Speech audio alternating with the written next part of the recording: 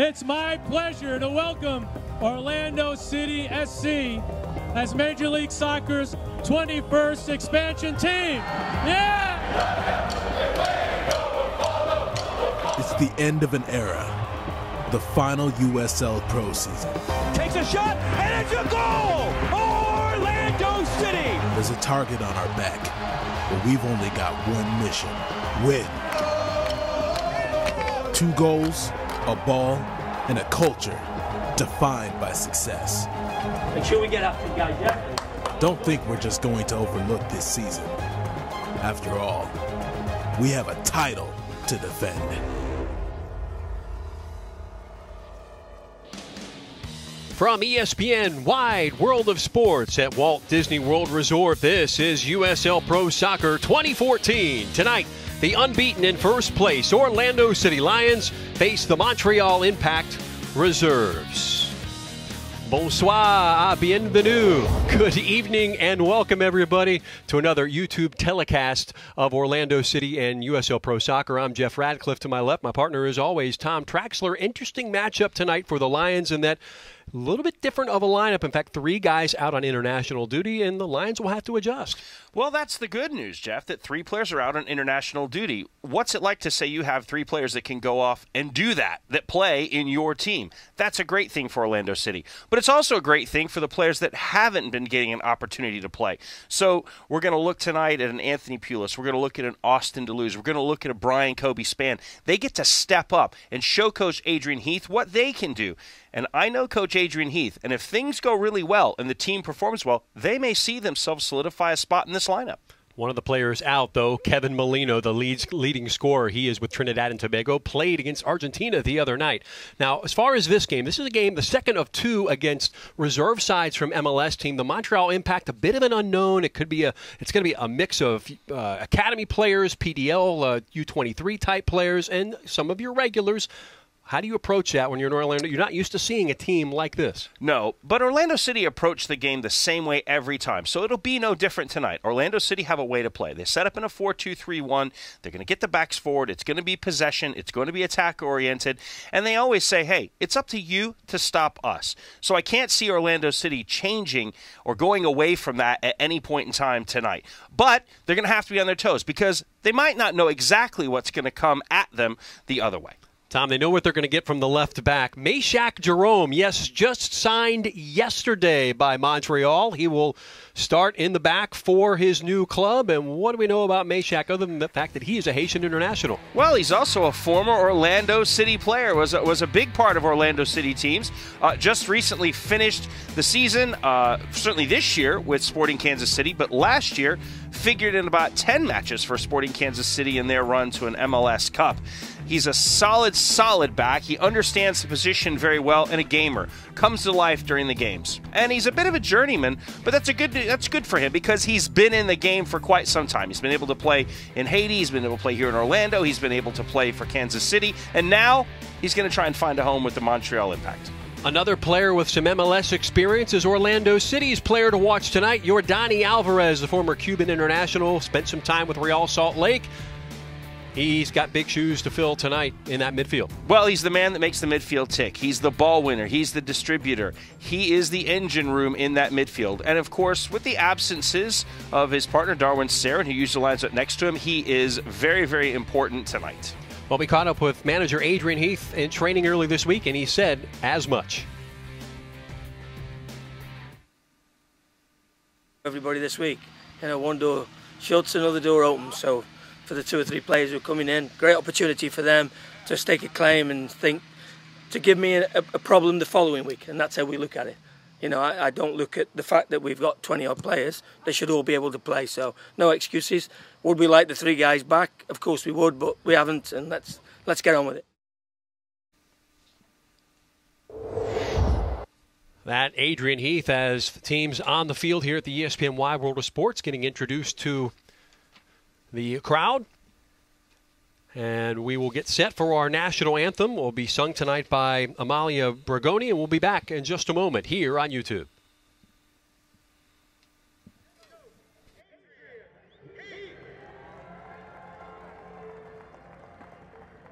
Ladies and gentlemen, please rise as we honor representing the country with the flag of the Canadian national anthem.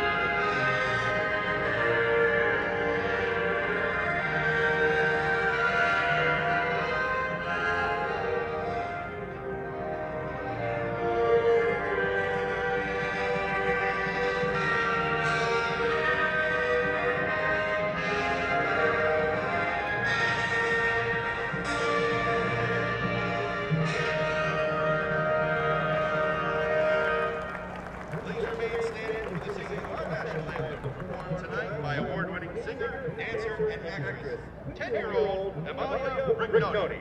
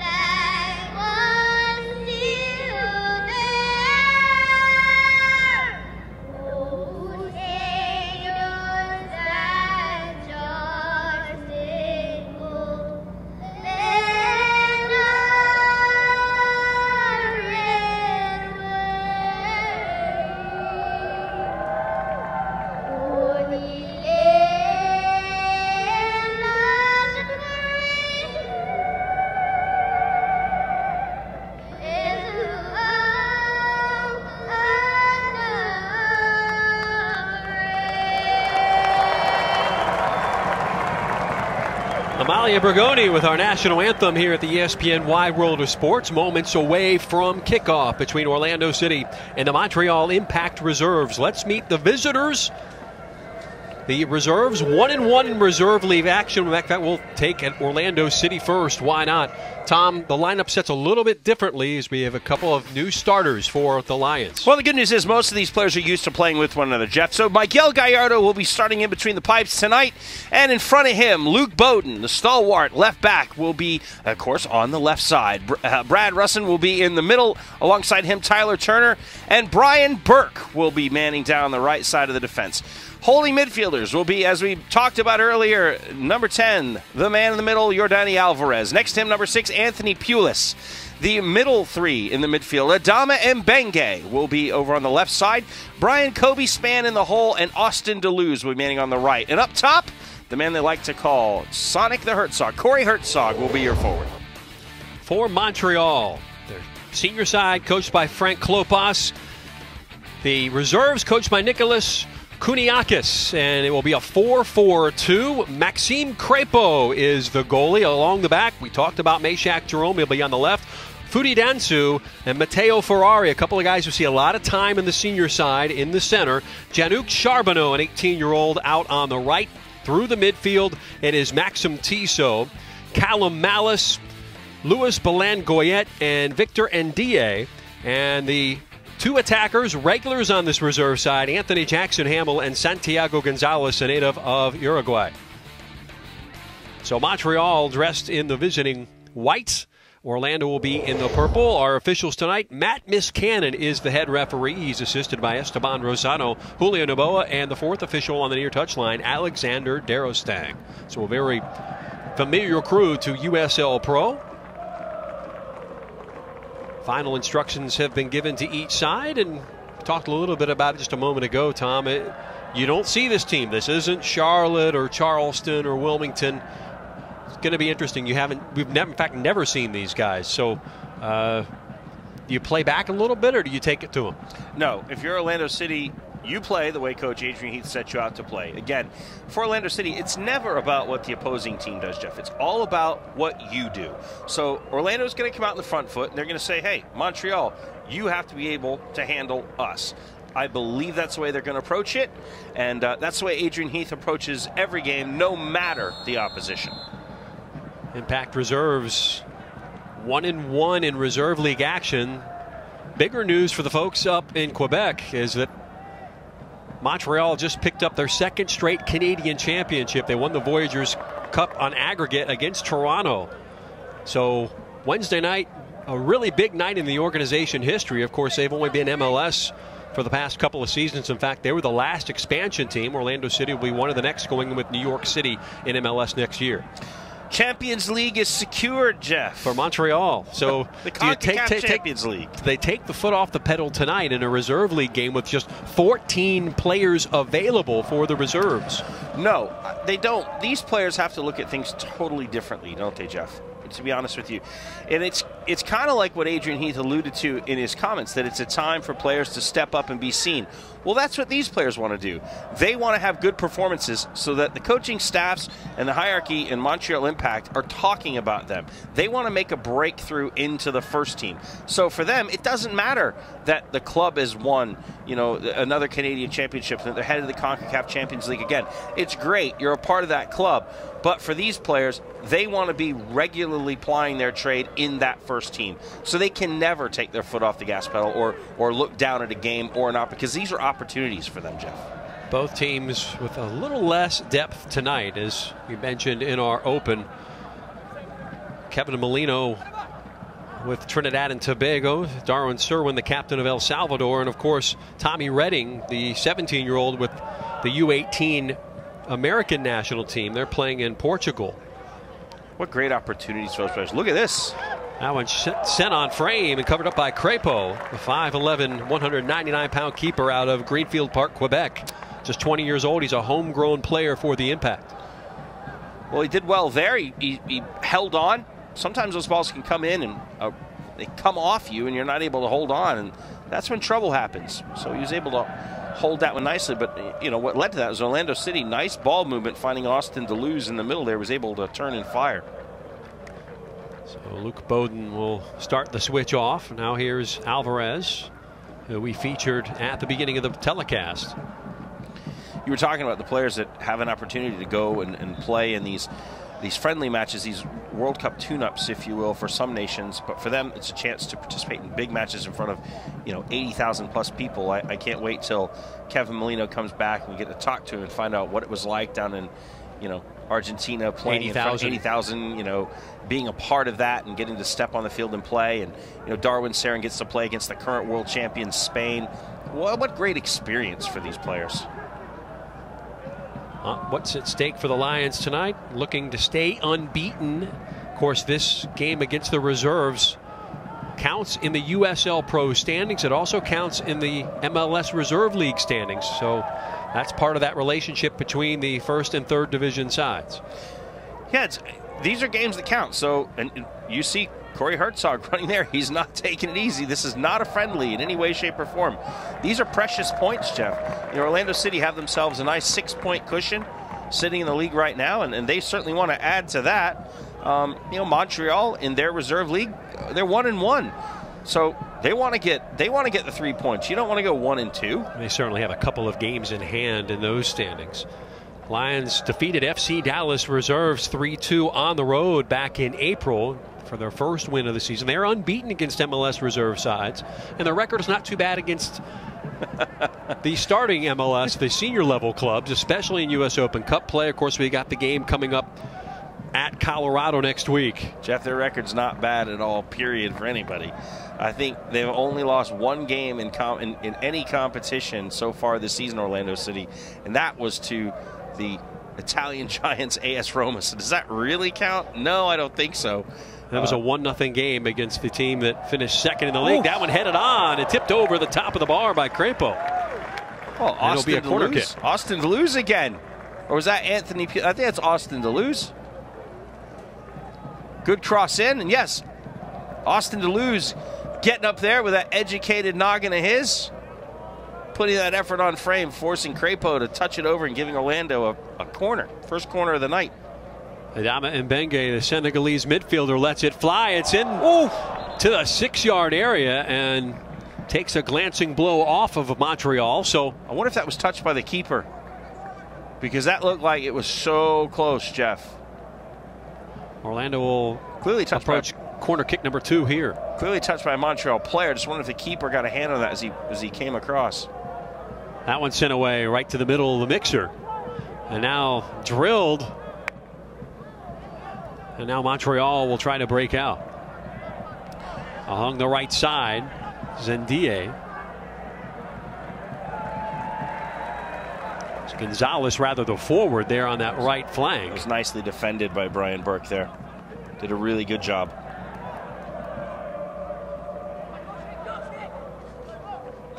There's Luke Bowden. We'll send it all the way across in direct fashion, and it will go harmlessly into touch. Throw in for the Impact. Impact, founded back in 1992. They began MLS play in 2010 as the league's 19th team, as Meshack Jerome seeing his first time in the blue and whites. Jerome started the season at Sporting Kansas City and fell out of favor, I think, after that CONCACAF Champions League match, in which Sporting KC were humbled down in Mexico. Not the first American team to have that happen to him, for sure. No, not at all. But glad to be back in the fray, for sure. You spoke to him ahead of the game.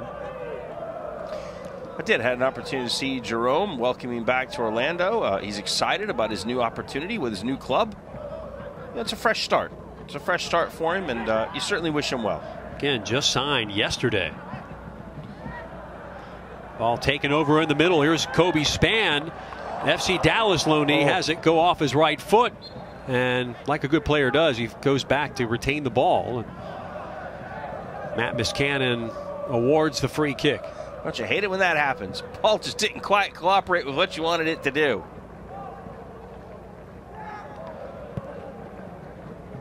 Very experienced pair of center backs in this one. Fudi Dansu and Matteo Ferrari, each over 30 years old. Dansu 31 now. Corey Herzog got his first goal of the season last week.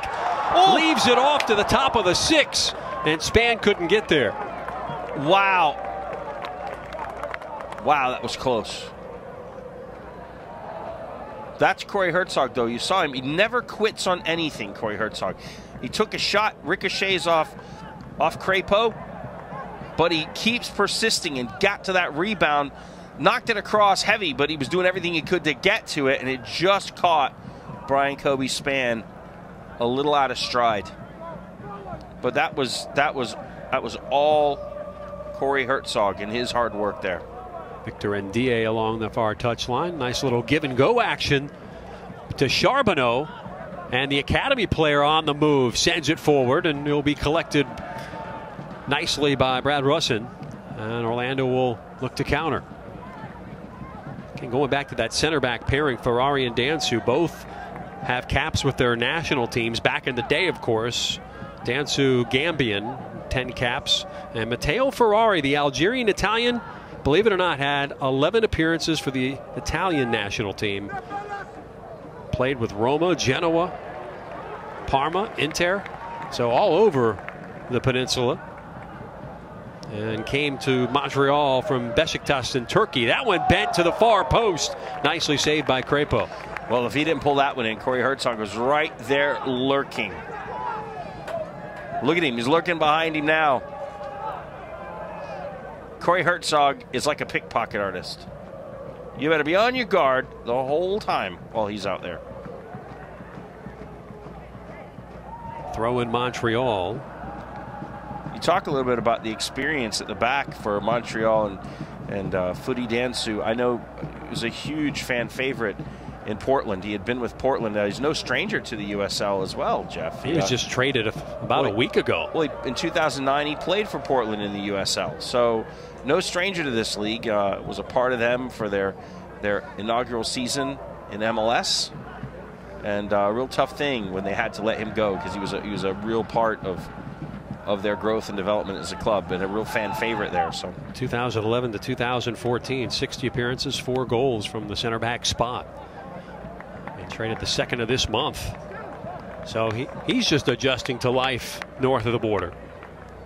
Of course, you talk about Matteo Ferrari. You know, he's got a lot of experience with big clubs. He's played with the first team at Montreal. As you mentioned, played with AS Roma. So a lot of experience. Loaned out to Everton, so he's got time in the EPL. That one over the top. Ball ping-ponging off the heads of Orlando City players. That looked like Kobe Spann.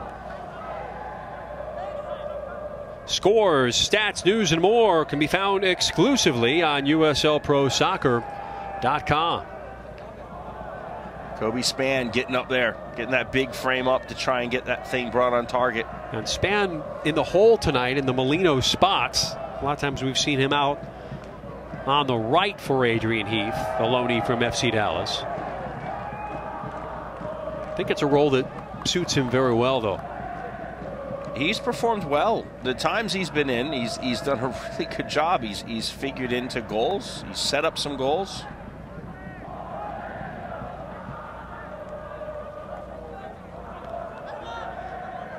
And Benge has developed a nice partnership out on the left with Bowden. Now it rolls to Bowden. Top of the 6, a shot and a score! Orlando City goal! Well, that one is right off the training pitch. Kobe Spann has his 2nd of the season. You'll take a look at this. That's Luke Bowden getting down the line. Here he comes. He's going to serve a low ball into the box right across. Kobe Spann coming in, trying to get across the keeper. Makes good contact, just redirects that one to the far post. Right off the training pitch, just as nice as you please. Native of Westchester, New York, has his 2nd goal. And more importantly, the Lions have a 1-0 lead here in the 12th minute. Kobe was like, ain't nothing but a thing.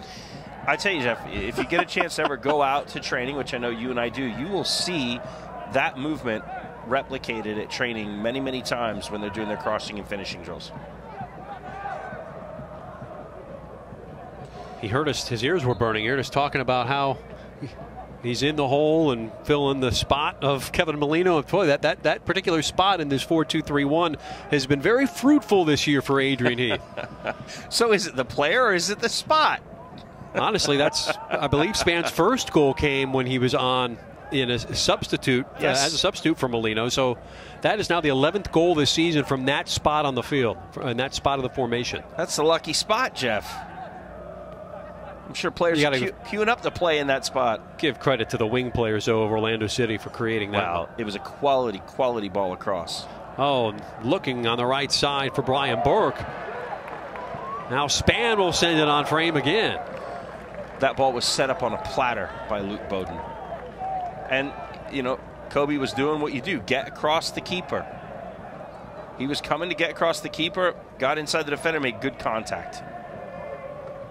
A well-crafted, well-finished textbook opportunity for Orlando City. Crepeau surveys the defense in front, lets the goal kick go.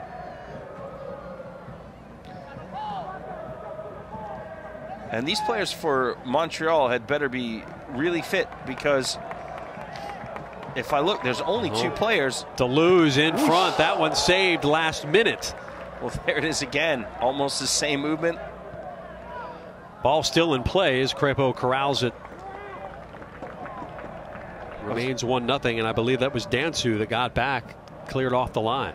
So I say there's only 2 players, Jeff, that can actually come on to the field to play. They have 14 players with them, one of which is a goalkeeper. So they're only going to be able to make really 2 changes, because you don't anticipate a team changing their goalkeeper unless something happens. Unless you pick up a weird card or an injury, an odd injury and a card. So these players better be super fit, and in this heat, Orlando City and their ball movement are going to be very important. The more Orlando City can keep this ball moving and make them chase in this condition, it's going to wear them down. Our crack statistician, Austin Hiddle, in the booth performing a number of services tonight for the broadcast, says Orlando's out shooting Montreal 8-0 in just 15 minutes of play so far. Well, you watch here, balls moving around. Orlando City's had it for quite some time, putting together quite a few touches again. And this will wear a team with just 14 players out, too, playing Orlando City, which is going to possess and make you chase, and now they earn a free kick, does Luke Bowden. Well, that's just the thing, and like I said, in this heat and humidity, which is not a condition that you would say they're very used to coming from Montreal. No kidding. Now, Jerome Mashak's probably getting reacquainted with it. He's probably going, yeah, this is the exact conditions I remember from being down in Florida. Sure. Hot. You don't see the humidity at Stade Saputo, the recently renovated stadium, the home of the Impact. Seats 20,500. Sometimes they play their games at Olympic Stadium, the old Montreal Expos home. That's indoor, so certainly no humidity there. That one right on to Crepeau. No harm, no foul.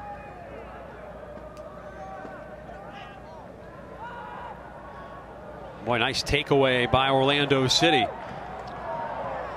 And Span involved there. Austin Deleuze read that very, very well.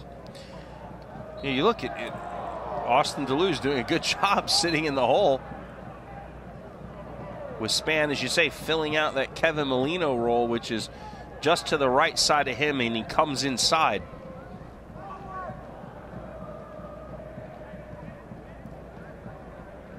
Sent away a cross, and Dansu will take the real estate available, play it out ahead, and too far out in front there for Ndie.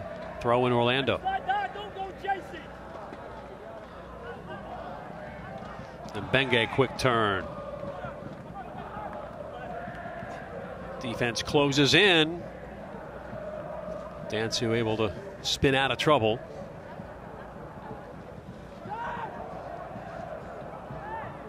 There's Belen Goyette.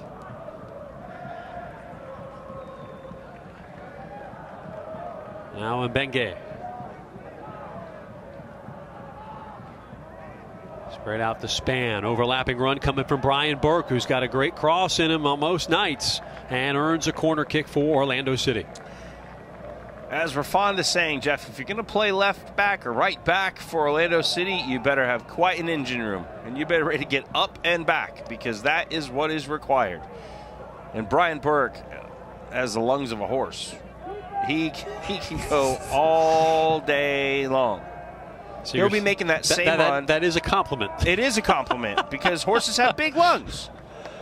Third corner goes over the top off the foot of Mbenge. He can make that same run in the 88th minute, the same way. Fans, visit the USL Pro fan page on Facebook at facebook.com/USL Pro. About to enter our 19th minute. 1-0 Orlando City. The goal coming from Kobe Span in the 12th. And the reserves from the Montreal Impact chasing a 1-0 game.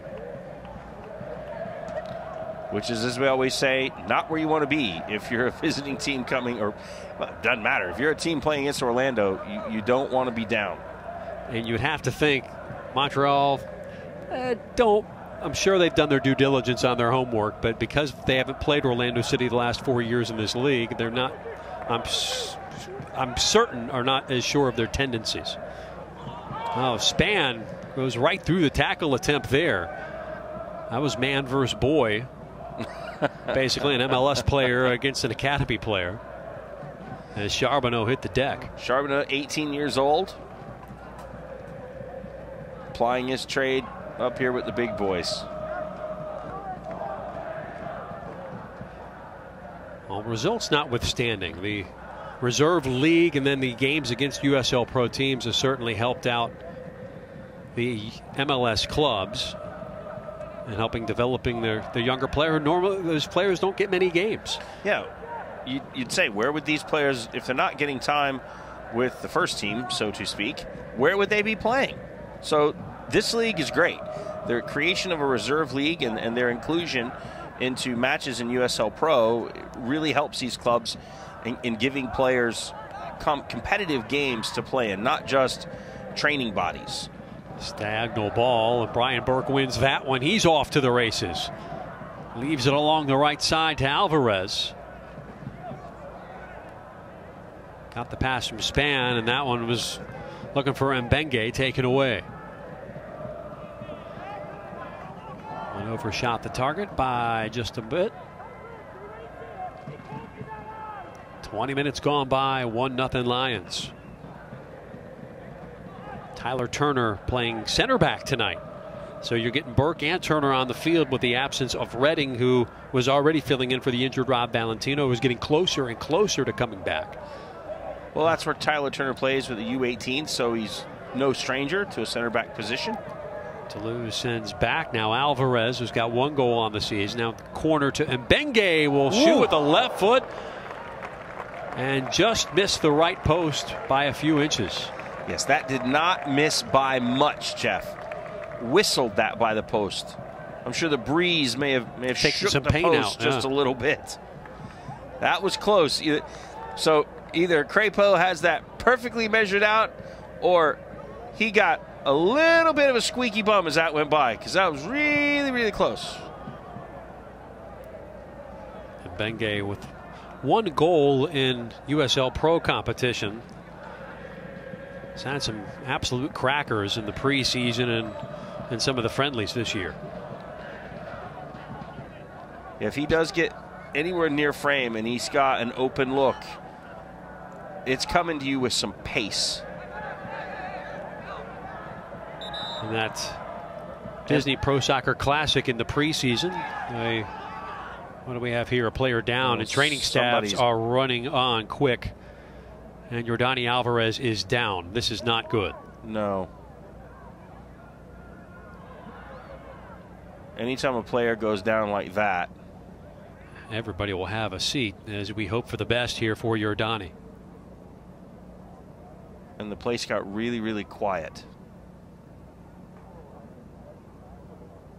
You can see the concern on the fans' faces right now. Well, we saw the training staffs.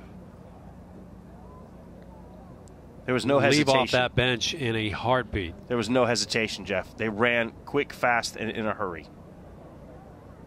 You can see everyone's quite concerned here. Of course, we have no word about what happened, so there's no need in making speculation. The only thing we could say is, you know, everybody, including ourselves, will say a little prayer here and just hoping that Yordani Alvarez is okay. I have never heard this. A hush. I have never heard. Silence at an Orlando City contest. I have never heard that so quiet. Yordani, a player who was with Adrian Heath from the beginning over in Austin. See Tyler Turner there. He's in prayer.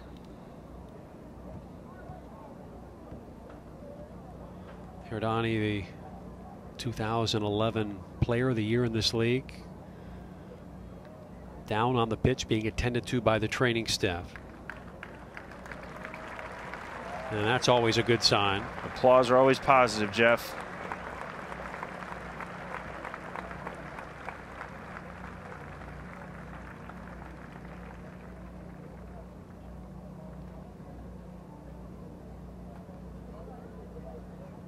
One of those things where you're just reminded that it's a game, it's a sport, but then you put things in perspective. When you've got an injury situation like this, soccer seems very insignificant. Yeah, you certainly, it's you know, player safety and the concern for the player first and foremost. Well, he's up and he's walking. Well, that's a good sign right there. I think it's safe to say we will not see him the rest of the night, and that's a good thing. Well, being that we didn't know what was going on, and you know, the things that can go through your mind are sometimes some of the worst things you could imagine. So I'm just, as my heart almost leapt for joy just in seeing him walking and hearing the crowd respond. And hearing the crowd, because we didn't know what was going on, and you just have this horrible sinking feeling. So wonderful, wonderful to see him walk that off. So Aiden Quinn will come on and relief, first sub of the night for Orlando City, and it comes in an injury situation here in our 25th minute. So Aiden Quinn in, Yordani Alvarez out, and will be checked out by doctors here at the ESPN Wide World of Sports for sure, and the training staff, the Orlando Health training staff of Orlando City. Yeah, it's a top-notch, first-rate doctors and trainers that work with Orlando City, so he's in great hands to assess whatever had happened. But you know, here's prayers to him for a quick, speedy recovery, whatever it is, and you know, we hope to see him back on the field as soon as he's able. Certainly not tonight, but you know, down the road. But Aiden Quinn comes in, and you know, you never know where your opportunities will come from as a player. That's what Coach Heath has been saying all week. He gets a chance to step in now and fill a role that's going to be needed. Quinn began the season as a starter there in the central midfield. A 6', 155-pounder out of San Diego, 22 years old, and this is rookie season. He's got the bloodlines. His dad, Brian Quinn, if you're an old U.S. national team fan, was part of that setup, 91 to 94. He's an indoor soccer Hall of Famer as well. So, and Aiden spelled A-O-D-H-A-N, the Irish spelling. 10 guesses where his dad comes from. The first 9 don't count. That's right. He comes from Ireland. Brian Quinn. Spent some time at Everton, 79 to 81. A very long professional career. Is now Montreal with his first corner of the night. Ooh, player flying in, got to clear it out of there. Bounced dangerously inside the 6-yard box, and we'll go for another corner for Montreal. Well, certainly did. I think he overshot it just a tad, was trying to get his head back onto it. It's always interesting when you have an injury stoppage and how momentum sometimes shifts with that as players come to terms with the changes. Well, so if Montreal can take advantage. It's also sometimes a very tough thing to have to bounce back when you see one of your own go down in a very odd situation. But I'm sure the Orlando City players will be, they probably know that their guy is up and he's okay, so they can move on and keep their heads into this game. And sometimes it's a hard thing to do after you have an injury or a situation like that happened. Footy Dansu. Strong with the ball now, Ferrari, a 34-year-old Algerian Italian. Formidable pairing there in the center of the back. 6'3" and 6'2". And notice those crosses when they come in from Orlando City fullbacks, they come in on the floor. So they kind of take that out of the play, don't they, Jeff? Last pass from Montreal went awry. Now in Bengue. That springs Bowden on the left side. Charbonneau gives chase. Here comes the cross. Far post, player in the air. Crepeau has made contact. See Austin Deleuze have words with Matt Miscannon, but play will continue. Well, there was Kobe Spann comes across. He and Maxime Crepeau make contact. Typically, when that happens, the referees will protect the goalkeeper, even though you saw Austin Deleuze saying, hey, he got the ball. Bowden heading over to Burke. And Turner plays it out. Defender's back in. Nice one touch. Didn't find its intended target initially. And trying to become a one-man wrecking crew is Belan Goyette. That was Gonzalez, the forward, who went down.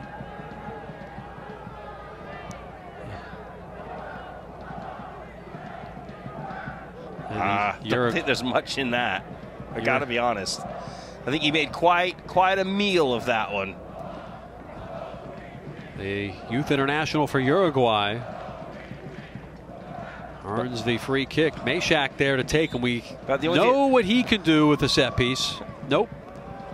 That one pounded off of the wall by Callum Malice. The only thing that was missing from that dive was the water.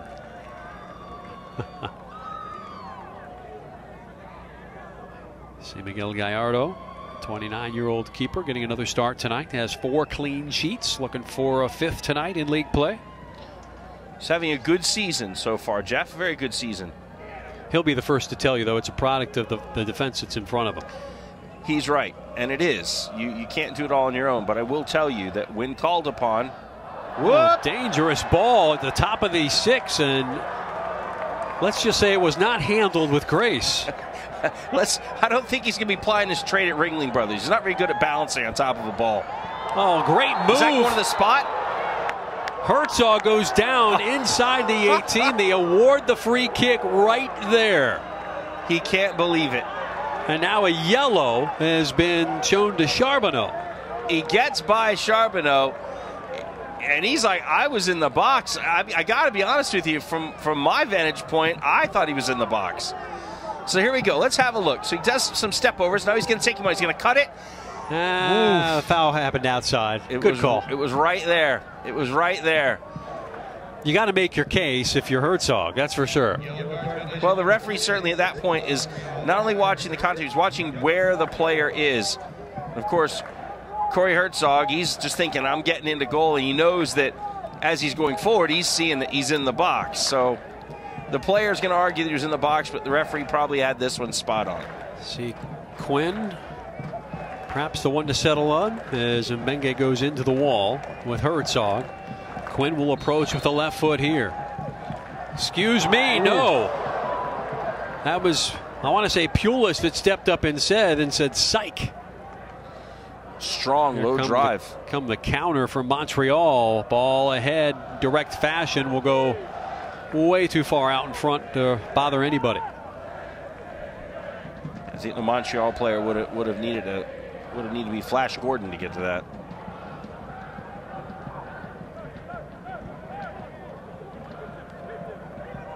And Mbenge. Bowden will take the space given to him. Trying to beat Dansu through the air. No such thing. Comes the switch for the Lions. Now Brian Burke will give it a shot from the right flank. Or not. Span. Great ball. And Mbenge will shoot it off of Crapo, and it's a corner kick, Orlando. Should have done better with that one, Jeff. I'll credit Maxime Crapo for standing his ground. That's a chance missed, and Adama will know that one. You know, you're at the near post, you got the keeper dead to rights, you hammer that one high to your near post. Looks like you tried to go low at a weird angle, but that's a chance missed for Adama and Mbenge. Hit it strong. The keeper had to be sturdy for sure. Pulis back post. Maxime sends it away. And Turner comes all the way out to make sure it doesn't cause any problems. He'll continue the run. And Montreal will try to build out of the back. Now a turnover and offside as Span was in an offside position. The flag goes up. Make sure to follow at USL Pro on Twitter for all the latest updates on USL Pro Soccer. All your scores as we have a number of games this evening. 6 in league play tonight. Charlotte hosting Oklahoma City, Richmond hosting Harrisburg, Rochester hosting Pittsburgh, Dayton is at Orange County Blues later tonight, Arizona United FC is at Sacramento Republic FC. Sign up and get those tweets. 14 teams you got to keep track of. And now you add in the MLS reserve teams. This one 1-0 Orlando City. The goal by Kobe Spann, the FC Dallas loanee, back in the 12th minute. So a little over 10 minutes from halftime. One handled by Ferrari. I wonder what kind of car he drives. A Mazda. I have no idea. Matteo Ferrari. Wouldn't it be something if he did drive a Ferrari? I'm sure he's racked up some nice coin playing in the Serie A for so many years. Do you think like Ferrari is like the Italian equivalent to Jones in America? Like, you would say, is he related to Ferrari? But you know how many Ferraris? I thought you were going to say, is Ferrari the equivalent of Ford in the United States? That's where I thought you were going. Well, he's like, my name is Ferrari. Everybody's like, oh, you're related to the car maker? No, there are millions of Ferraris in Italy. You wonder. It's only one, Adama and Benge. Ford's a fairly common name, true.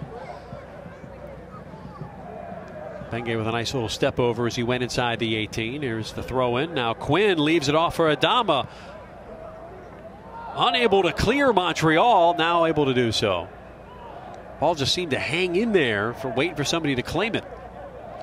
Well, I got to tell you, it seems like one-way traffic on the left side for Orlando. I mean, if you're Jack Charbonneau or Yannick Charbonneau right now, you're going, can someone help me, please? If I see these guys running past me one more time, if I was him, I'd be yelling at 45, Victor and DA. I'd be like, get back here and help me. 36 minutes in, we're still waiting for a shot by the Montreal Impact. It has been heavy in the Orlando City attacking end. This is not uncommon.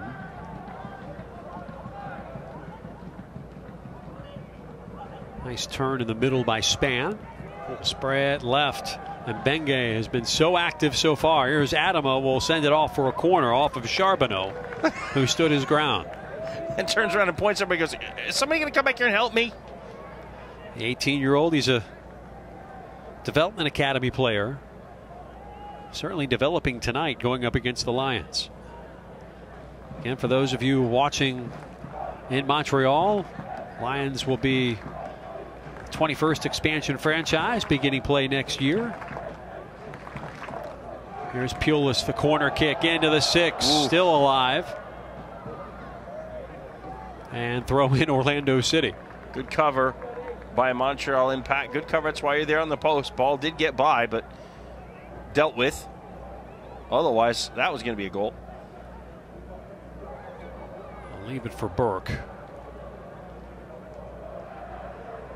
Make some room. Work it into the corner. Cross is, boy, a tough one to handle for Crepeau. Well done by Brian Burke as well to get that down and get it served in. I thought that was going out for sure.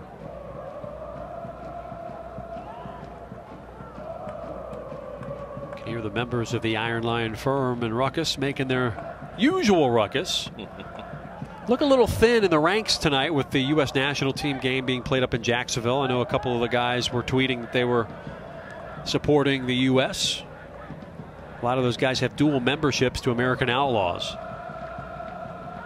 Now, last report, it was 1-0 USA in the second half. Not sure what our final was. Well, you can't blame them for taking one night to go support the country. But still, the group that's here is in. Whoa, hello. Boy, first shot there for Montreal. A tough one for Gallardo to handle. Got to make sure he's still awake. Got to test him. That one had some Vaseline on it. We got word that the United States indeed defeated Nigeria 2-1 in the last World Cup tune-up. So 3 wins in the send-off series for the United States. Now looking to send Orlando to a 2-0 lead perhaps. That one sent in. Bowden gave it a nice crack.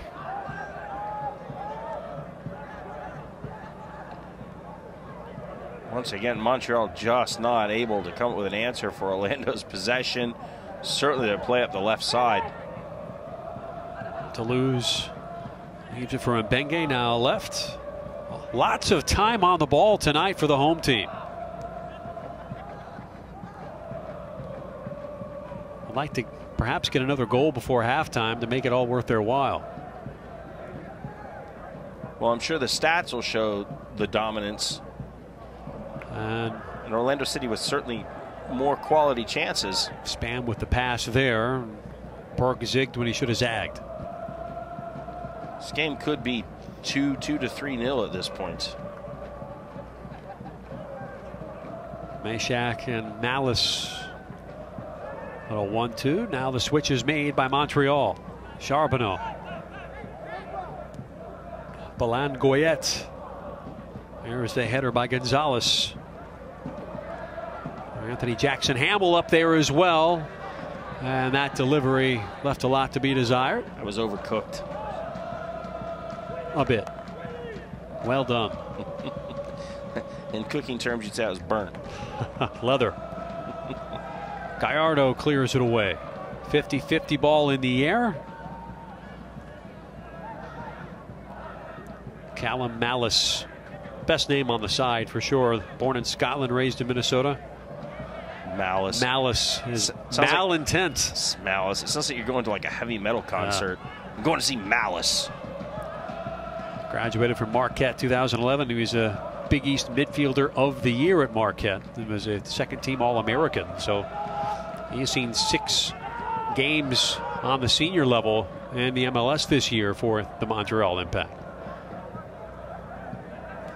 Drafted 20th overall in the 2012 MLS draft.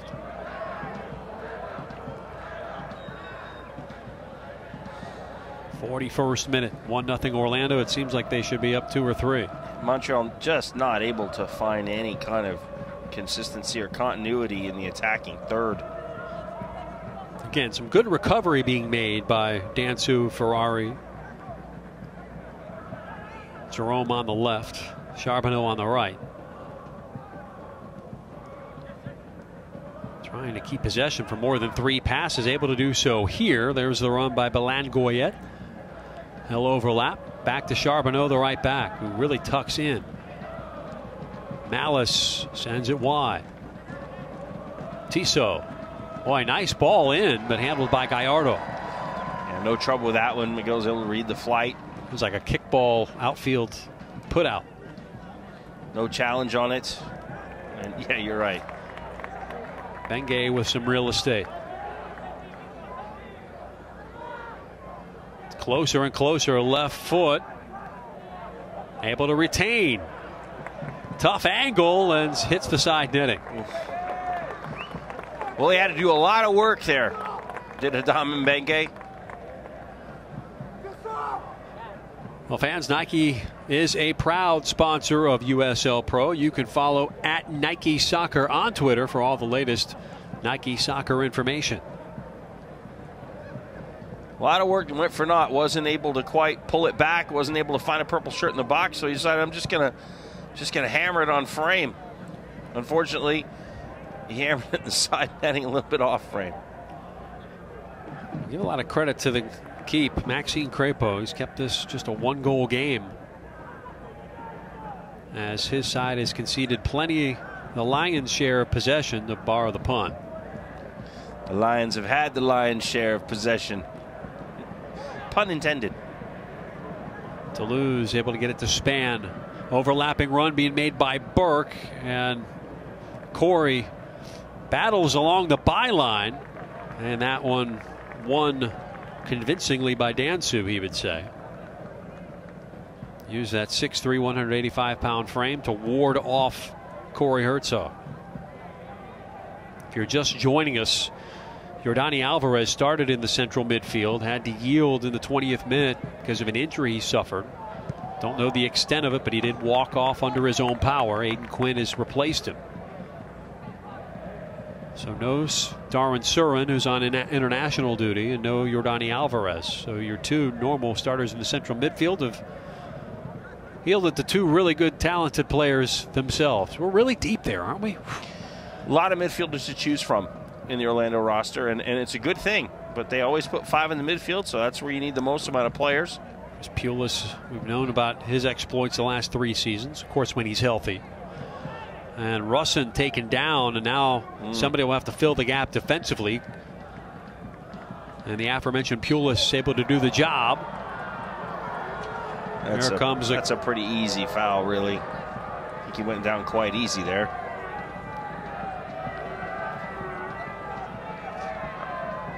I've seen a card house go over hard. I think it's harder to take down a card house.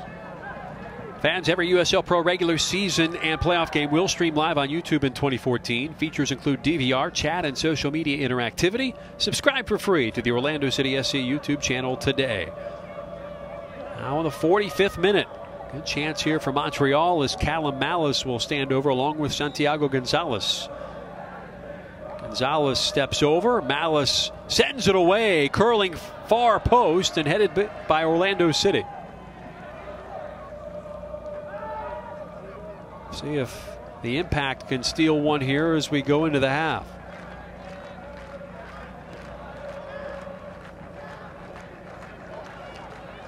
Getting word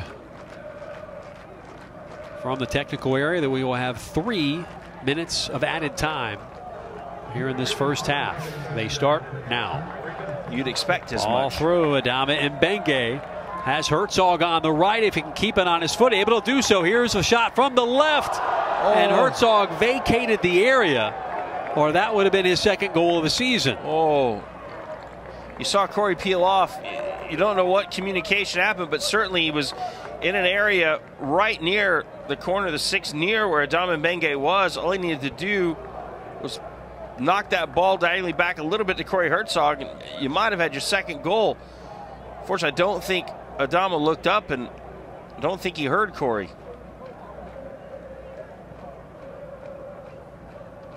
Jerome Mashak to break things out. Tyler Turner. Quinn play it back. Now comes all the way to the keeper, Miguel Gallardo. 1 minute into 3 minutes of stoppage time here, first half. 1-0 Orlando City.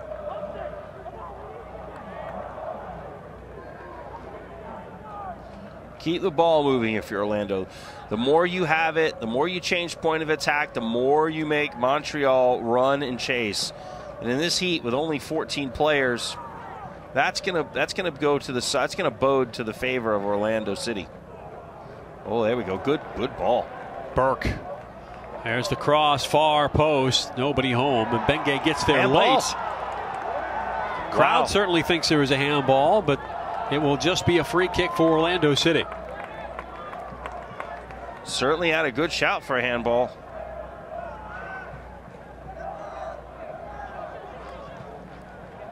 Here's a switch. Burke will try to get service in. Quinn and Span playing catch. Now Adama. Bowden to the byline, can't get there. 2 minutes into stoppage time, first half. And it has been all Orlando City, Jeff. Very dominant performance by Orlando City. No matter what players they've had on the field tonight, same result. Can the Lions, undefeated now, coming into this game against MLS reserve sides?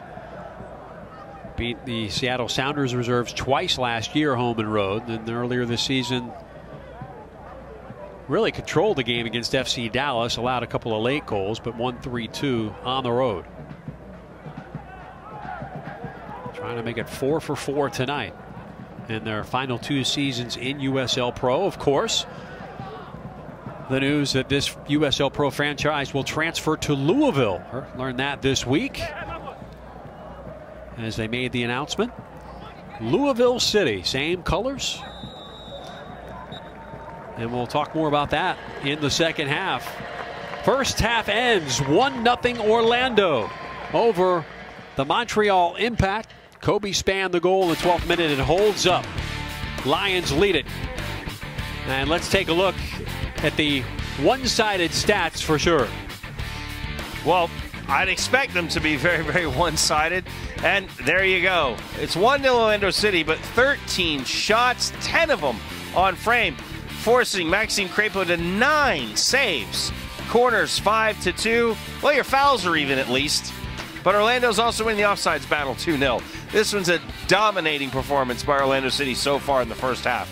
Well, Tom, the Impact will have a puncher's chance in the second half. We'll be there in about 12 minutes. We'll rejoin you. You're watching USL Pro Soccer on YouTube. We'll be back.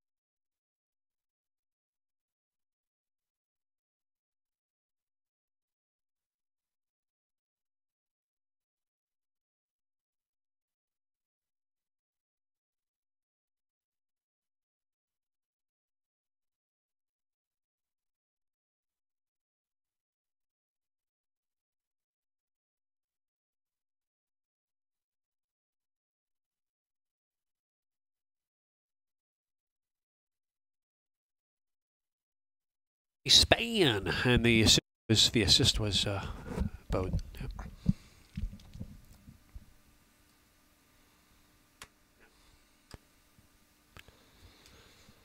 We're back at the ESPN Wide World of Sports Complex at Walt Disney World Resort in Orlando City with a decisive 1-0 advantage, if you want to call it that. Jeff Radcliffe alongside Tom Traxler. They got that first goal in the 12th minute from Kobe Span, and in fact really outshot Montreal handily, but only have the one goal to show for it. But boy, it was pretty. Well, that's textbook right there. Look at that ball driven, put on a platter for Kobe Span just to come through and tuck it away into the far post. That, as I said, was right off their training pitch, Jeff. Go to training any day of the week, you're going to see that exact movement, that exact service, and that exact finish. So it couldn't come any better. And it's just about as comfortable a 1-0 as you could get. Very, very dominating. Montreal with no answer for Orlando City's attack, certainly up the left-hand side. It seems like it's just all lanes open on that left side, Jeff. But only one goal to show for it, so you got a puncher's chance if you're the Impact here on the road with just 14 players. 2 field subs, 1 goalie available here in the second half. We'll see what their coaching staff decides to do. Nicholas Kuniakis. Not sure if Frank Klopas made the trip after the big win Wednesday night to win the Voyageurs Cup over Toronto FC. They are the Canadian champions for the 2nd straight year. What, you didn't make a trip down to Orlando? Doesn't everybody want to come to Orlando? Yeah, I think they go to Disney World just to win a championship. Isn't that what you say? What are you doing now? I'm going to Disney World. Not if you're Frank Klopas. You got it. You get a trophy out of it. That's what you play for. Underway, second half, we switch sides. Orlando and the purple will go from left to right now. And how important is it that they get maybe another goal tacked on here to make this a little bit more comfortable? Well, it's really important. 1-0, you're comfortable. You're creating chances, but the game always gives a team some opportunity, and that's your worry. You're letting them hang around a little too long. And this is how draw occurs. It's how losses occur. Boy, the one touch to Mbenge there off of the foot of Span.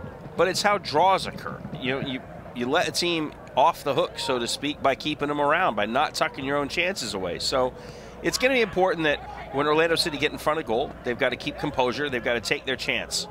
Make this 2-0. There's Austin Deleuze. Wide to Brian Burke. Montreal will clear the lines. And Russin will retrieve and send it back to his keeper, Miguel Gallardo, who has been with Orlando City since the beginning.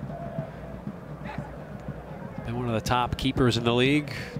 Now in his 4th season here in Orlando. Of course, came over with the club from Austin. And now this USL franchise will actually, as we were talking before the half, Tom, will transfer, if you will, over to Louisville. And then they will begin playing USL Pro next year with Wayne Stopenel. This week had the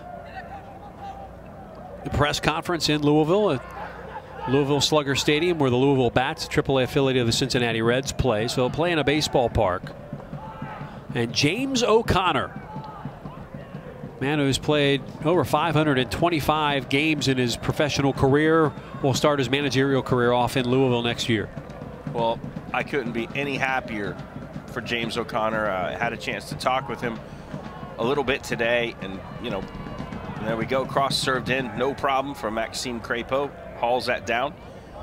But look, Corey Herzog, he's not going to let anything off easy. If he thinks he can get a piece of leather from his boot on it, he's gonna. But we're talking about James O'Connor. He gets to be the first head coach in Louisville City. And that was funny because here's James O'Connor, he's Irish, and I'm trying to tell him, okay, James, it's not Louisville, it's not Louisville, it's Louisville. When you go there, it's Louisville City. But he gets to be the first manager of Louisville City, and to be able to decide the direction for the team, you pick the players, this is all exciting stuff. Oh, great ball. Good ball in. By Mbenge, and it will lead to a corner kick for Orlando. He gets to pick the training kit. He might have a hand picking the kit. I mean, these are all just exciting things for James O'Connor, and he is a top-notch individual, and I am absolutely thrilled for him.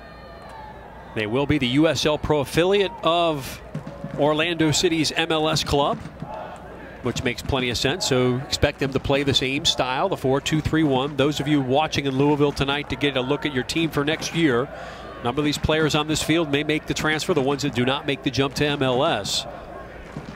Not going to speculate on who those folks will be, but you're going to get a good team regardless. And of course, you'll get some loanees from Orlando City that will make it even more exciting. So you get an instant winner there in Louisville. There's a giveaway by Tyler Turner, and unable to do much with it was Gonzalez, and it'll be cleared back. And missed his touch to the inside.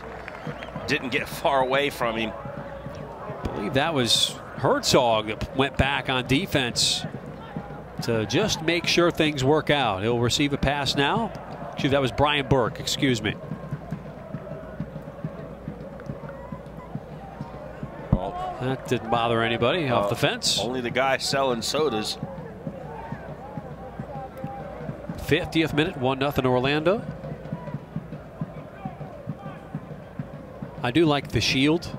It's very similar to Orlando City's I've heard new MLS shield. However, it's got the bourbon barrel look on it. Well, I've also heard they're going to have they're going to let the fans kind of make a logo. I think this may be a placeholder. It could be. I have heard telltale that they're going to have a design the crest competition and let the fans pick their favorite. This is what I've heard. I don't know if that's like concrete fact or not. So left side into the box. Step 2 by Dansu.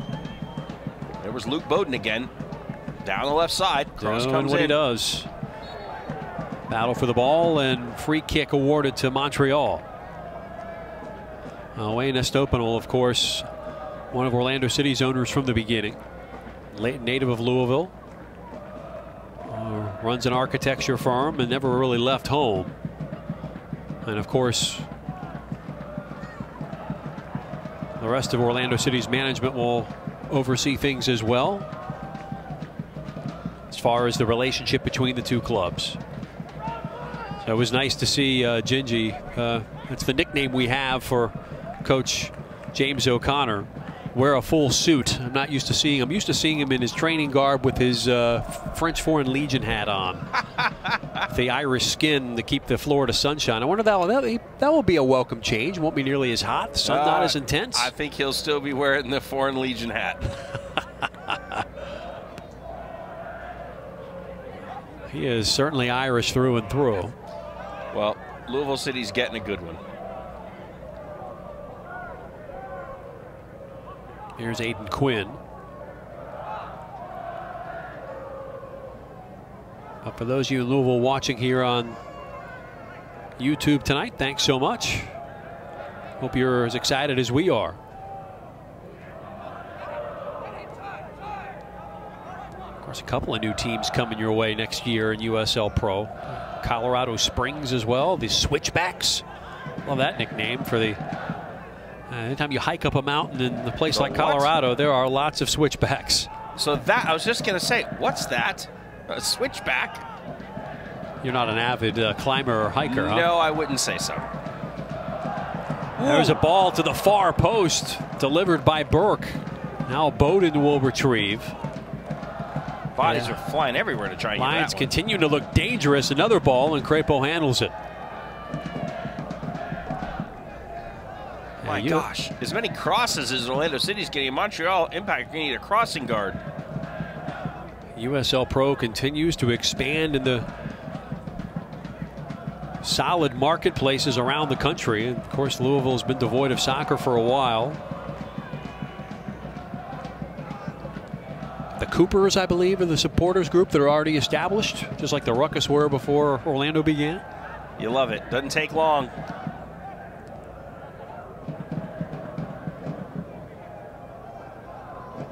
Of course, Wayne mentioned how the MLS may continue to expand past 2020, so you do the right things there. Maybe they're in the future plans, perhaps. But right now, they've certainly concerned with becoming the best USL Pro club they can be. And get a good start.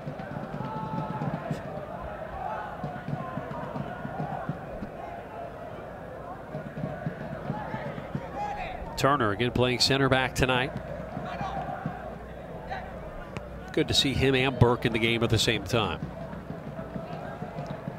Well, it's good to see Brian Burke making a solid return after his lengthy injury spell.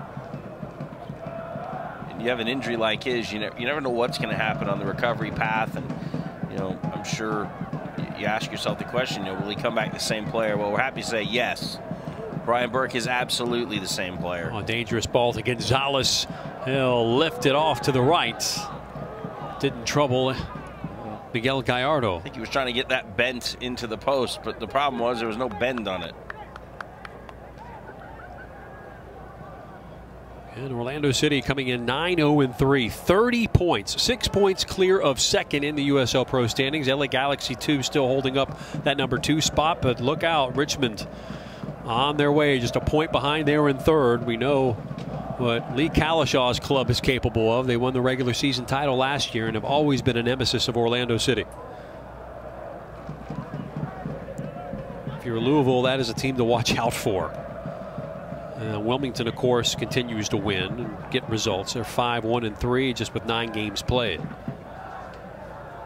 Currently in 5th. Sacramento Republic, what a story they've been, not just with what they've done on the field, but off with the 20,000 attendance numbers that they've reached like on 4 different occasions this year.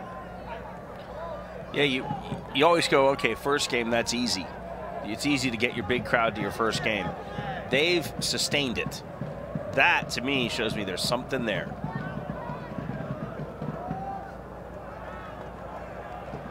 I've often said to myself, LA has, well, look at this. Adama and Benge, the touch was just a bit heavy. Is Charbonneau able to recover?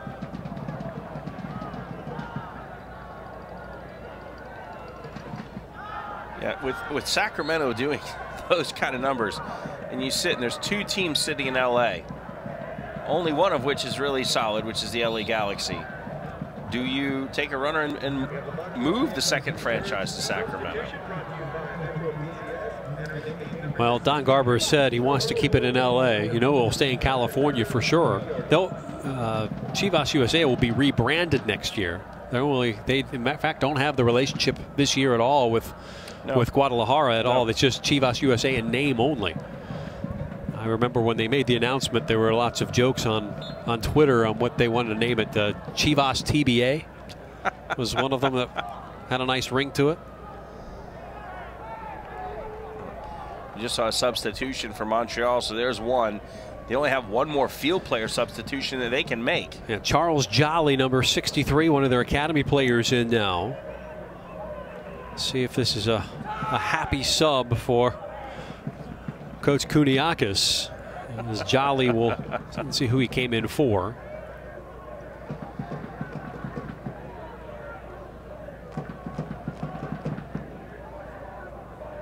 So 1 field sub remaining, as my partner Tom Traxler just said. Boy, nice move there in the back. Now Malice. It's Montreal, you see they're trying to establish a bit of possession here in the second half. Well, it's much easier to keep the ball and knock it around yourselves than it is to chase it when someone else is doing that to you. Again, Adama Benge forces a turnover. He and Kevin Molino, perhaps the 2 players that have really come of age this year. Molino was already there to a large extent, but really has just taken it to another level this year. He's having a great season, possibly his finest season ever, Kevin Molino. Molino with 9 goals this season. Had 6 goals in his first 3 seasons here, total. That's off. Benge, yeah, the flag was up. Scores, stats, news, and more can be found exclusively on USLProSoccer.com. Of course, you can check the scores from the other 5 contests this evening. Oklahoma City and Charlotte, Harrisburg, Richmond, Pittsburgh, Rochester, and then later on tonight, Dayton and Arizona, both out on the West Coast, taking on Orange County and Sacramento, respectively. Got a game tomorrow. Dayton will do the back-to-back at LA Galaxy too. That's a tough one. Left Luke Bowden now just keeps it alive along the touchline. Here's the cross at the penalty spot. Touches Montreal player, and they'll break out with Gonzalez. Somehow that squeezed through 2 Montreal players, and Corey Herzog had just already made his run by. There's a switch to Charbonneau. Now in the middle. No fuss, no muss. Burke. So far, nothing really troubling for Orlando City. One real decent effort on frame in the first half. All it takes is one. Well, but you look and you go, okay, there's one thing if you're creating chances and you're not getting the luck. I'm not seeing Montreal create many chances. I think it's tough for these reserve teams because they're made up of so many moving parts. As Benge goes tumbling in the middle of the park. Spann lets it fly, and he's got a brace. Goal, Orlando City. Kobe Spann. Well, the way the 2 players went down in front of him, would you say that was a spare? The ball came through, knocked out a couple pins, which opened up the other side of the lane. Brian Spann comes across, gets the slash, picks up his spare. There go the pins. Down they go. Adama Benge doing his bowling ball imitation. He cuts inside his right and tucks it inside the post. Kobe Spann picks up the 7-10 split and has his 3rd goal of the season. What an analogy. The bowling ball, Adama and Benge. I do my best. Now we played an hour and the Lions have doubled their lead. And that was tough on Crapo. Really nothing he could have done because the ball was going one way and then took the deflection and went in. You hate those deflections if you're a keeper. Sometimes they really get you. But no less than what Orlando City deserves so far in this one. You know, the only shocker is that they don't have more. And Spann making a case to play even more. In the absence of Kevin Molino, who we were just talking about, with his 9 goals and 23 points to lead the league. You can see how hot it is immediately when there's any stoppage of play. Players are getting those fluids. Here you go. This is Fudi Densu's got a. This comes off Adama Benge kind of rolling into him.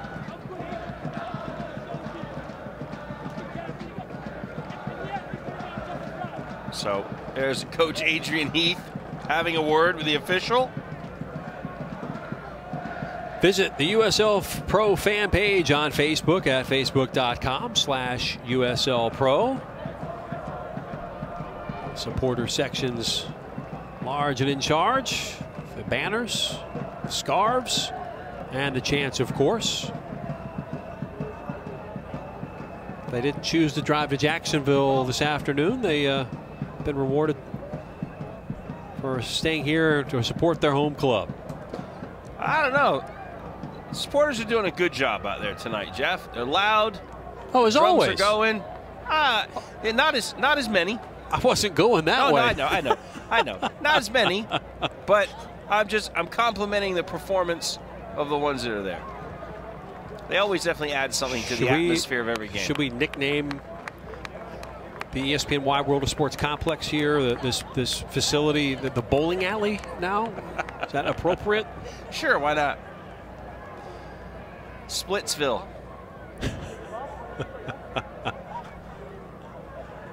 Who plays the part of the Big Lebowski at this juncture? 63rd minute, 2-0 Orlando City, as Fudi Dansu will be tended to in the technical area. Well, interestingly, I think he has to come off. There'll be no sub. He seemed to walk off okay. Because as we said, Montreal only have one more field player sub. And he's coming on now, Adrian Lopez. Well, there you go. And for Dansu, and he is a defender, so Dansu, another academy guy. So Dansu's night is done. Oh, wait. Did he just come back on? Oh, or not. Yeah. No, I don't think he made a sub. See, Charles Jolly, 63. He was the first sub. Right. We'll get that straightened out for you. Of course, our broadcast position actually in the ESPN production building just off to the right and behind the field that you see on your screen. So subs tough to see sometimes. Relying on the same cameras you're seeing.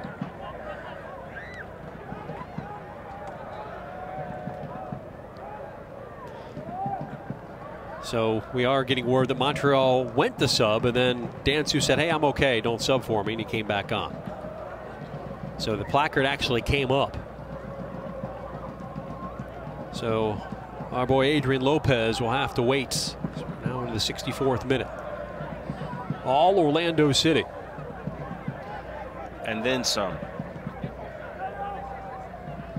And this is what you want to do now. If you're Orlando, let's just keep possession.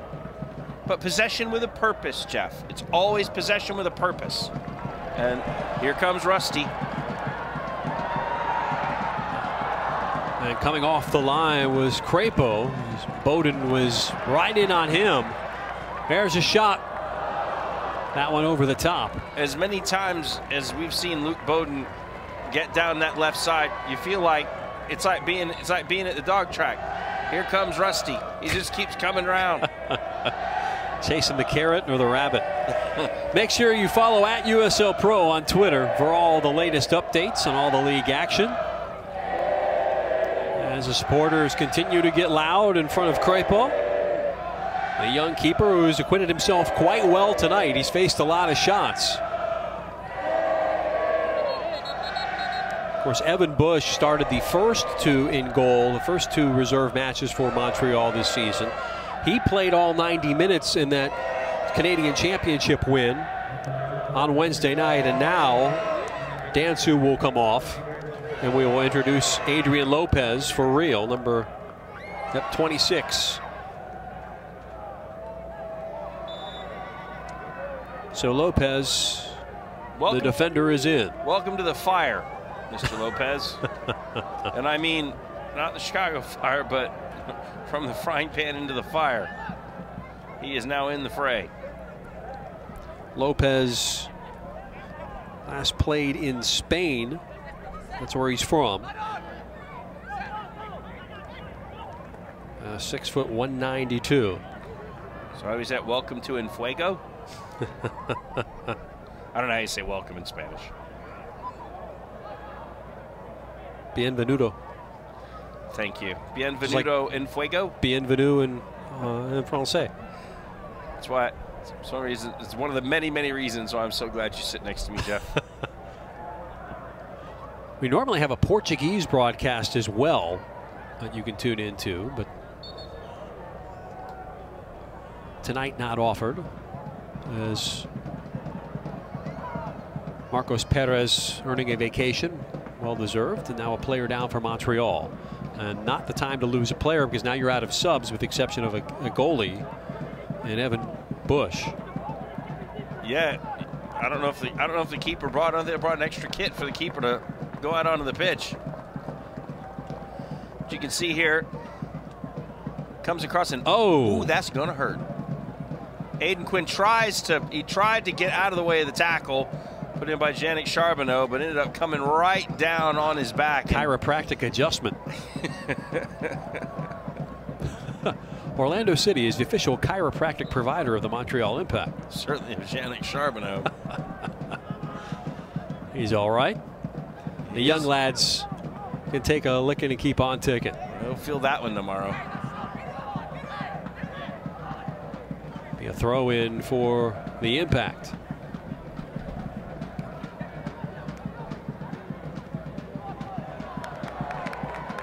Well, there we go. Corey Herzog not letting anybody off easy. Instead of having possession, they're going to get a throw in deep in their end. Sent out to the left side. Now Montreal just can't get a good touch. That one rolls to Malice, though. Couldn't hold it long enough. Oof. Dangerous ball and a giveaway. Here come the Impact. Charbonneau tied up at the top. Dangerous ball, a shot off target. How did he miss? Well, a comedy of errors there for Orlando. That was a little Keystone Cops trying to recover. Well, you'll see these touches come all the place. There's Tyler Turner making a good challenge. The shot comes in. I'm not sure which Orlando City player it was. He tries to block it down, but it only ends up slowing it down and putting it in the path of Jackson Hamill, who had 3 goals in the reserve win against New York Red Bulls. That was a 4-1 victory. All that came from a little bit of a complacent touch in the middle by Tyler Turner. You have to focus and concentrate in every second of the match. Whether you're winning. Span perhaps going for a hat trick. No. Because the last thing you want to do at this point is give Montreal any self-belief whatsoever. It's always that 2-goal lead, though, where sometimes you just take the foot off the accelerator. They tends to lead to things sometimes, right? Well, look, Jeff, they're out of it. They're tired. They have no more subs. It's not looking good. All right, I think it looked better for the Titanic. All right, so the last thing you want to do is give them any type of hope whatsoever. Coast Guard no longer here. Here's a race at the back.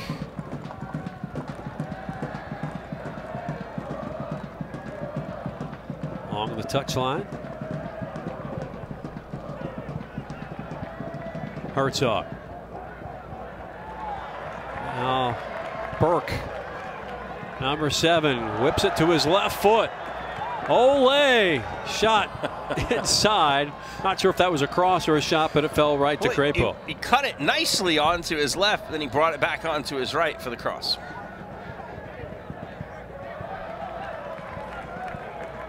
Brian Burke request permission for flyby. Request denied, goes right, the pattern is full. Tissot, Maxime Tissot, the native of Gatineau, Quebec.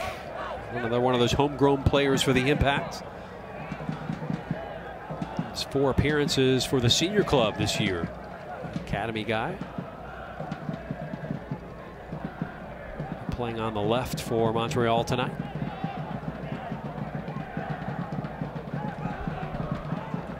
Span has a brace, 2 goals in this one in the 12th, one in the 60th. Orlando leads 2-0 thanks to him. Doing his best Josie Altidore impression here is Josie with a first and a second half goal. And a victory for the United States team as they get sent off to the World Cup, beating Nigeria 2-1. Told the goal they conceded was a penalty late.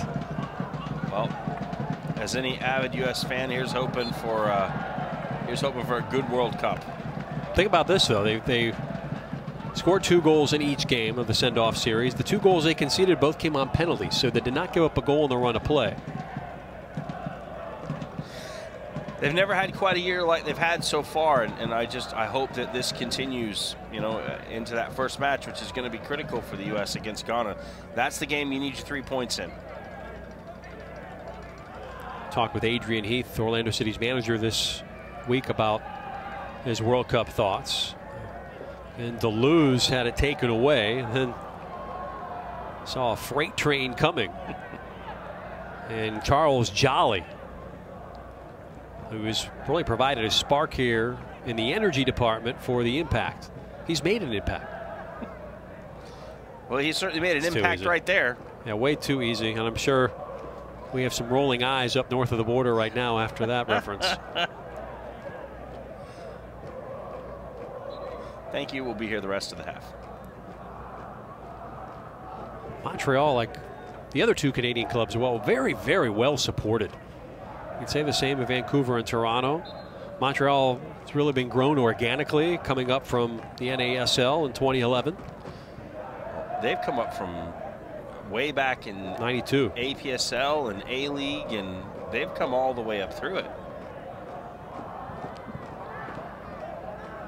Like Orlando kind of built the organization to the MLS level. And they will be rivals next year in the Eastern Conference for sure. At the time, will be the northernmost and southernmost team. There you go. Here's the cross on the right side for Brian Burke. Oh, what a move. Wow. To get free, ball rolls. And it will be a corner kick for Orlando. Burke put on a show there, and he pays the price for it. Little collision. Ref's going to have a word. But didn't he do great? Letting that ball run right along the line before taking a nice was fouled, little so deft free touch kick. inside. Free kick. He's going to get a booking. This one might be a booking. Our referee again tonight, Matt Miscannon, and there it is, Charles Jolly. In the book. Second yellow card. The first was on Charbonneau in the first half in the 31st. So this one comes in the 70. Say the card was shown then in the 74. Yellow card's been issued to number 50 from the Montreal Attack Reserve, Matthew Tissot.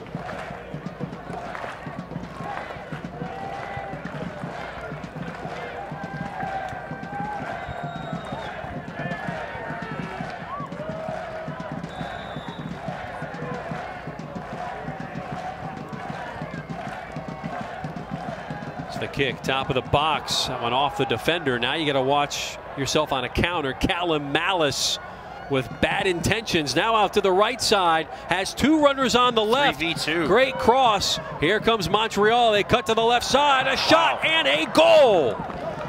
Well, Maxim Tissot. That'll start it on a great outlet from that free kick. Wonderful counterattack by Montreal. Good final ball played across. Gonzalez right there as well. Who cuts it inside. Quality finish for Tissot. Maxime Tissot cuts it across and finds the back of the net. But again, just a wonderful, wonderful counterattack goal scored by Montreal. They were like out of the gates at the Belmont right there. Speaking of out of the gates, here comes a sprinter with some speed. Dennis Chin set to check in. It's time to vote on your man of the match. Use the OC Game Day app and vote on your Orlando City man of the match. Dennis Chin comes in at forward. So his first action in a couple of weeks. Coming off that injury. Had a little hamstring injury, but looks to be all healed up and ready to go. And he's going to add some speed to these proceedings. Hertzog a handful. Montreal has pulled one back here in the 76th minute. That one actually went in the 75th. Maxim Tissot. So that spoils the clean sheet for Orlando. And gives Montreal a fighting chance here with 15 minutes to go.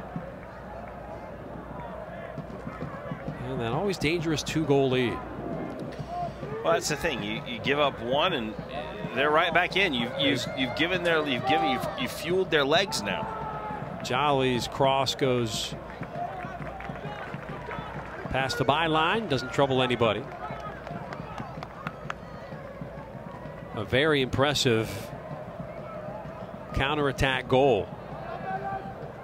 Too many players caught forward, and Miguel didn't have much of a chance. There were two runners in addition to the man crossing the ball. Pick your poison in that situation. Well, he handled it well. It was a good centered ball, and Tissot took a lovely touch to his inside.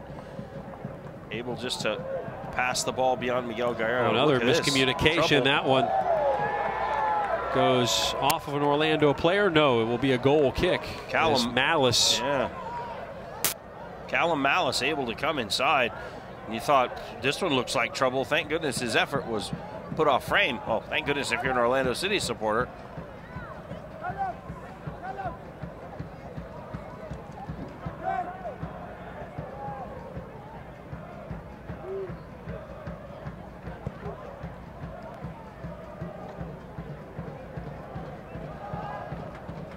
Drilled by Quinn. Looking for Chin. Orlando City seems to have fallen into a bit of a complacency.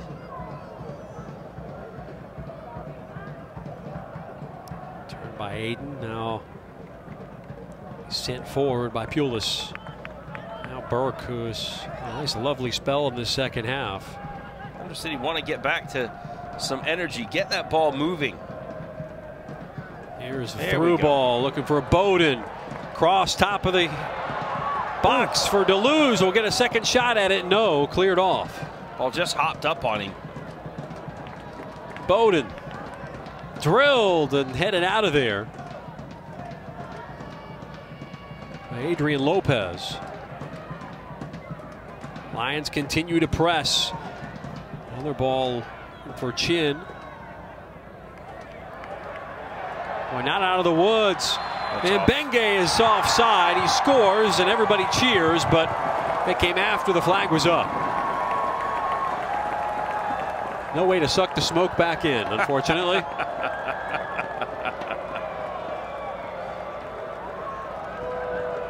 Well offside there by a step. Good finish though. Well, he did tuck it away well. Unfortunately, didn't count. But if you're Orlando, you need to get this game back under control.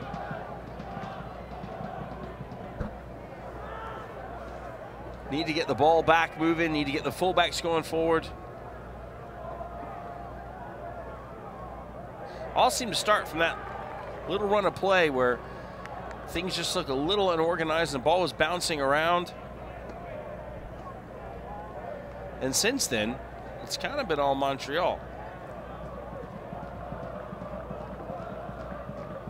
Bowden retrieves the ball. He'll do the honors with the throw in. Dennis Chin. He is fouled. If it was football, that was a 10-yard penalty for holding.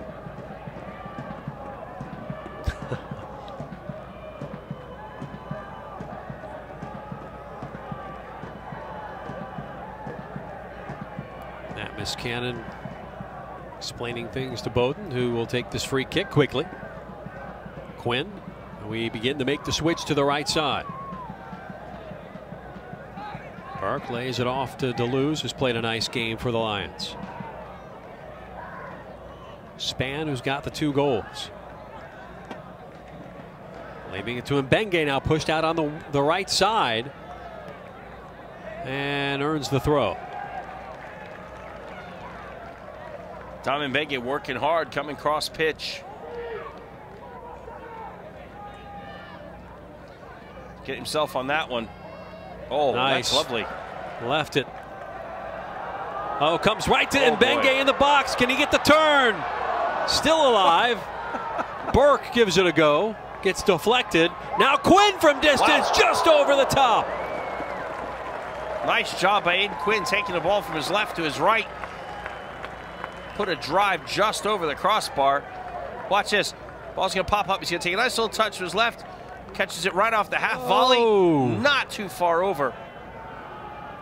All that came, of course, from a nice bit of work in the corner.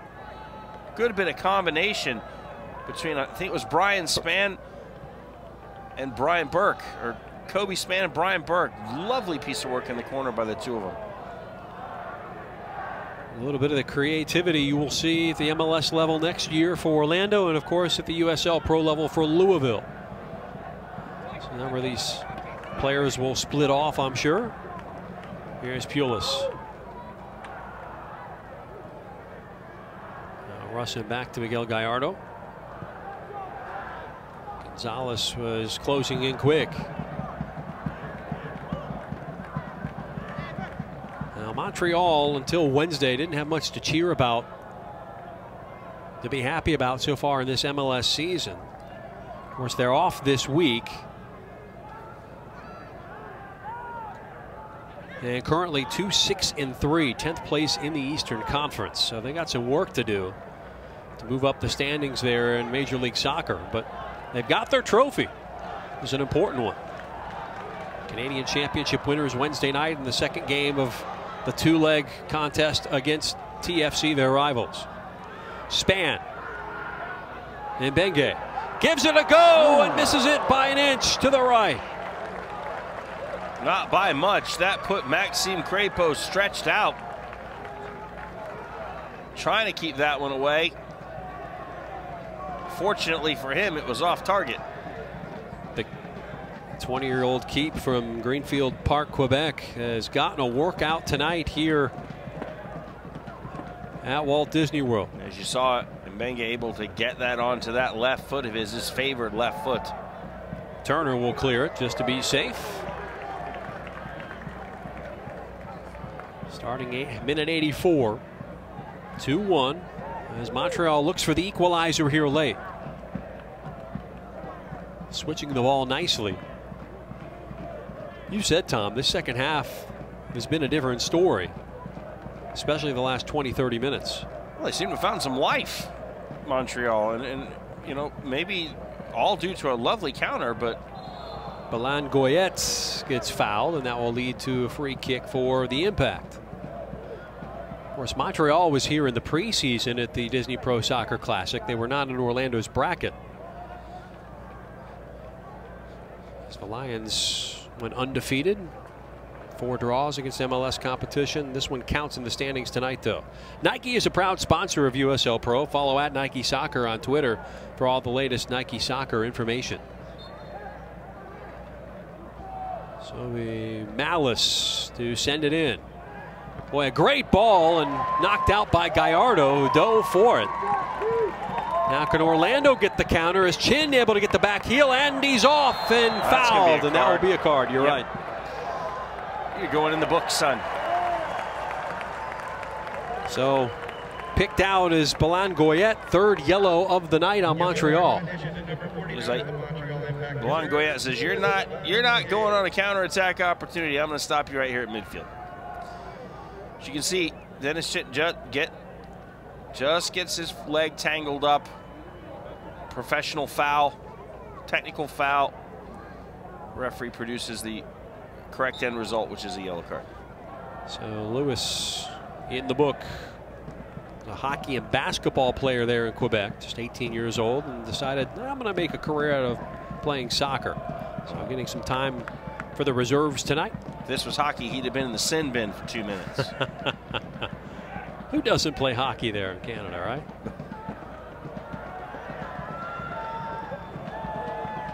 Boy, nicely won by Montreal there in the back as Ferrari starts things off, and now some space to work for Gonzalez.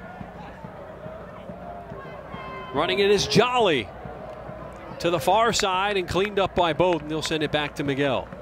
And Miggy sends it into the night.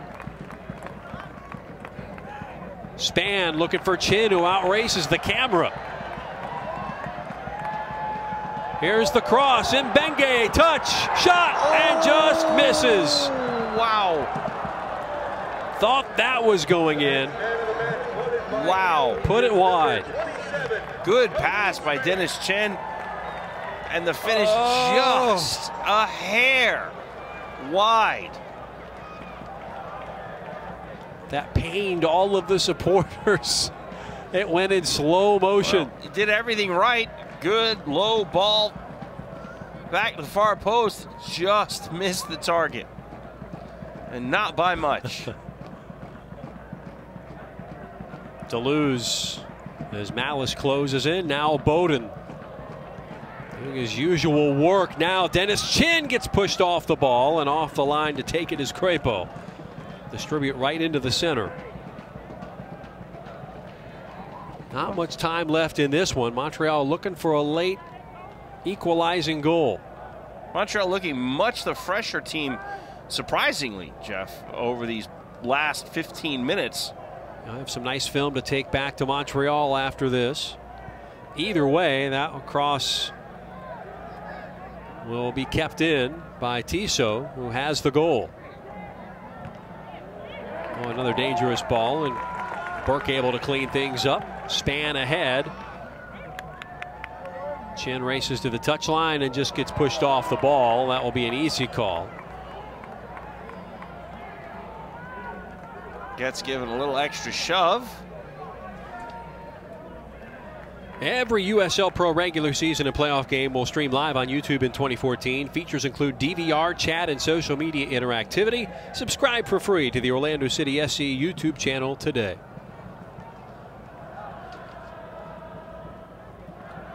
It's been a great medium for seeing games this year, Jeff. You can watch every game. Yeah, fantastic. Bowden. Good cut inside. Boy. Driving onto the box. 18 and earns a corner kick for Orlando City. Boy, he made that made that turn and didn't use a signal. Just like driving on I-4. Most people ask, what is this extra little thing on the side of my steering wheel? What do you think that clicking noise is? It's annoying. 89th. Lions try to make it 13 straight to start the season unbeaten. Coming in 9-0-3. It's got to be getting close to a record, isn't it? The record is 14 unbeaten in 2012, so they'll be one shy. Montreal has something to say about it, though. Well, nice little run gets stopped, and there's still some work to do here to ensure that that streak continues. It's not a decided situation at this point. And we've seen crazier things.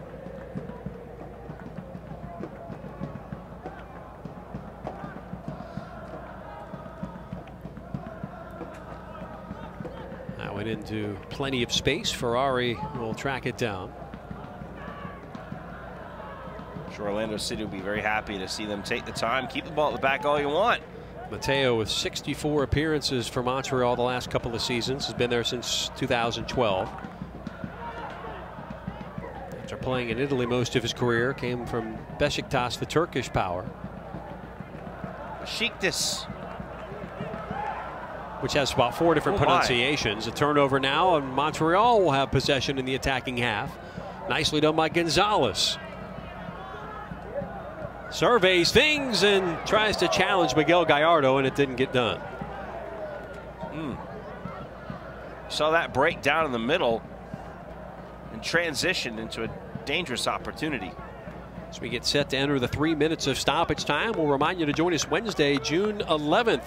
7:30 start here at the ESPN Wide World of Sports. Your Orlando City Lions will host the Orange County Blues. That's coming up Wednesday. We hope to see you here. Got the Blues, and then hopefully we'll not be singing the Blues, because that will be the game that, if they can get a win or draw, will tie the record. Then it's off to Colorado to take on the Rapids in the U.S. Open Cup, a rematch of the game won by Orlando last year. This time it's on the road in the high altitude. Adrian Heath was talking about that this week. Not sure what to make of that. You're going to get out there perhaps a little early and adjust.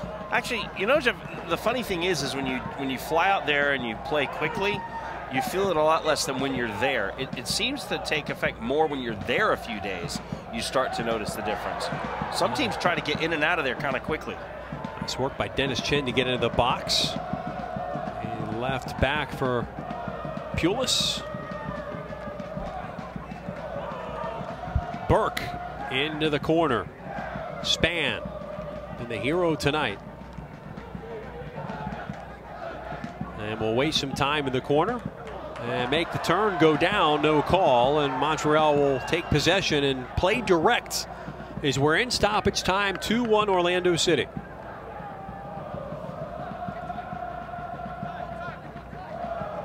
Yeah, if you're Orlando right now, just keep the ball. Keep it in their end. Turn this into a non-issue now. There we go. No need to do much more. Man, a little argy-barginess. Got the supporters up, and I think it was equal parts there. Adrian Lopez was thinking that Dennis Chin was the mechanical bull at Jilly's. Going for a ride. About a minute remains here. Matt Miscannon trying to keep things civil. Ironically, the "don't tread on me" sign right there as that play developed. But Dennis Chin's right, don't ride on me. There's plenty of things to ride over in the theme parks. I'm not one of them. If you're going to do so, wear a saddle. Span continuing to do the dirty work in the corner. Deleuze standing his ground. About 30 seconds remaining this one.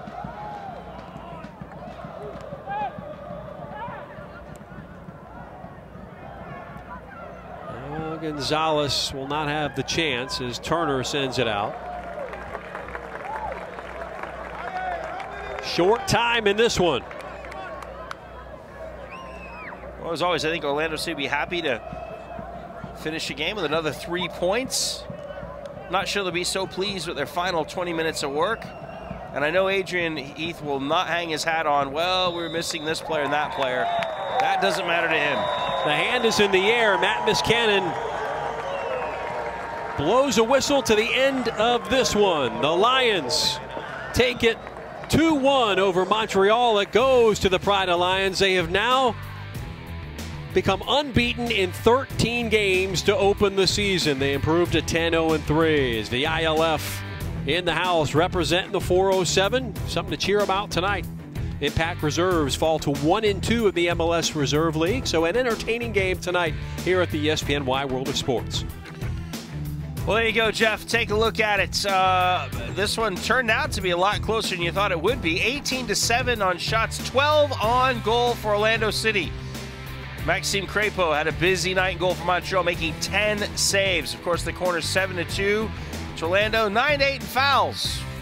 Offsides 4-0 for Montreal. But all means one thing. Another Orlando City win, Jeff. 2-1. Well, if you're Coach Kuniakis, who assists Frank Klopas on the senior side, you have some film to work on and get a sneak peek of what you'll see next year in Major League Soccer with Orlando City. Now 10-0-3, 33 points. They extend their lead in USL Pro, now 13 games unbeaten. For my partner Tom Traxler, our Director of Broadcasting and Video Production, Austin Hiddle, and our entire ESPN crew, I'm Jeff Radcliffe saying so long from the ESPN Wide World of Sports. Orlando City, a 2-1 winner over Montreal. Good night.